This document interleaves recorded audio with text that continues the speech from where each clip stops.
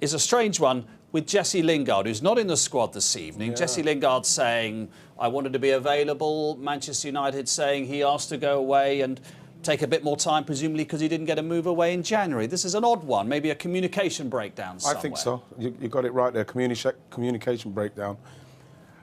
When you've got a player saying that he wants to play, then you've got the manager's come out and said that he wants a break. Now, for me, it just seems really strange for Jesse, somebody that he couldn't hardly make the team here, but we saw how hard he worked himself, go to West Ham and do very well. Somebody he's done well for Man United. The 4 finals they've been in since Sir Alex Ferguson ain't been about. He's played in 4 and scored in 3s. Everything about him is he wants to do well for the club. So I can't understand why they've come out and said it. He's had a pile-on from people saying he doesn't want to play for the club. That was a care of duty in that. I think it's been very unfair in respects of what he wants to do, what he's trying to do in respect of maybe he wants to leave the club, he wanted to get a loan move, whatever it is, they denied him the loan move. And in a World Cup year, somebody that if he does well might get himself back in the World Cup.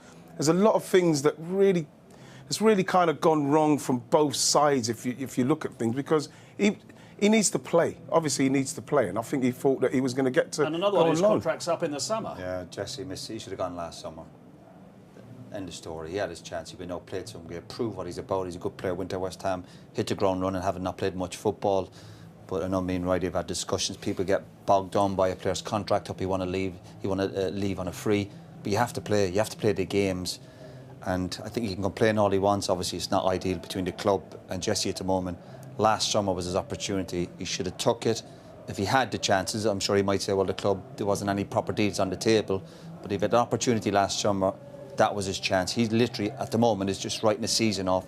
You can't afford to do that if he's got big plans of getting back into the England setup. But having said that, there's an important few months coming up for United. Stranger things have happened. If he can come back in, he's shown before that he's got quality. Because there's lots for Manchester United to play for. It might have been a bang average season so far, but there's a race for 4th, there's an FA Cup, and of course there's the Champions League as well, Atletico Madrid on the horizon. Yeah. So he needs all the attackers at the moment. It does need them, and you're looking at a Man United side that if they can start playing, because you've seen a little something with Ralph Rangnick, if they could get it going, they look like they can do something, Man United, because they'll know how to end the season. They'll end the season strong, and I think that they've got a good chance of getting something this season.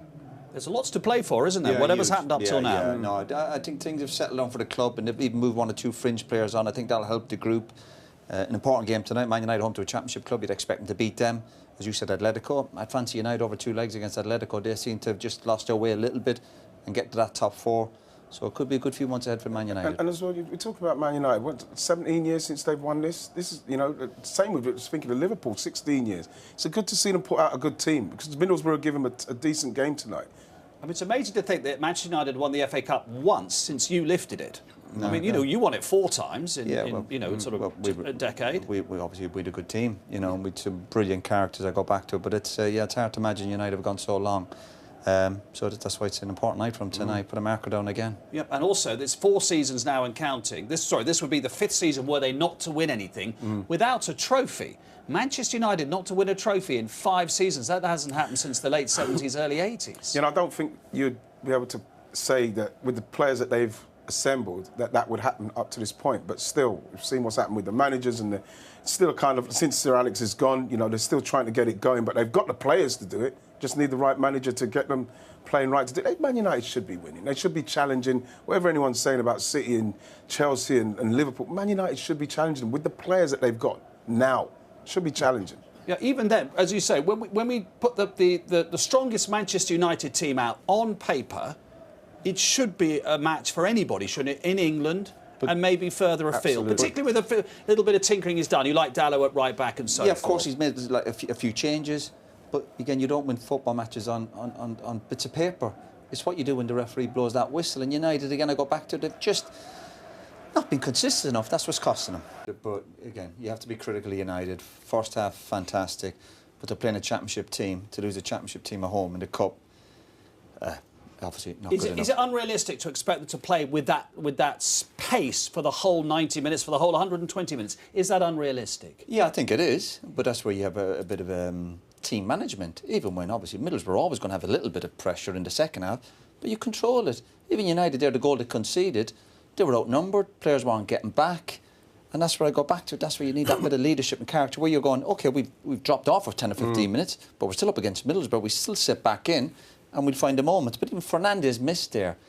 Like, he has to score. There's no logic to that miss. He's got to hit the target. I think the way they started the game, they expected with the chances that they had, you're not expecting to play at that pace for the whole game. Of course not. But the game should have been finished dead and buried long before that, so you could then ease the way through the game. You manage the game at the end. Of course, you can't play at that pace, but the way they started should have finished the game. This morning, before they would even travel to the ground this morning, if you said to the manager and the staff, these are the chances you're going to get tonight at Old Trafford, you'd be thinking, I'll take these all day. We're bound to get through. But the players, you know, you have to... Changes the shape of the rest of the season, doesn't it? Because fourth is obviously the first priority, but to win the Champions League is, for anybody, it takes a lot of doing. Yeah, it changes, obviously, the mood in the ground tonight. The fans, no doubt, will be leaving here tonight, where you're thinking if they win tonight, I fully expect them to be the Championship team, Man United at home. But now, it just adds more and more pressure to the upcoming games. Great for the Middlesbrough fans, going back to Seaside and the FA Cup, alive and kicking. Brilliant, of course it is.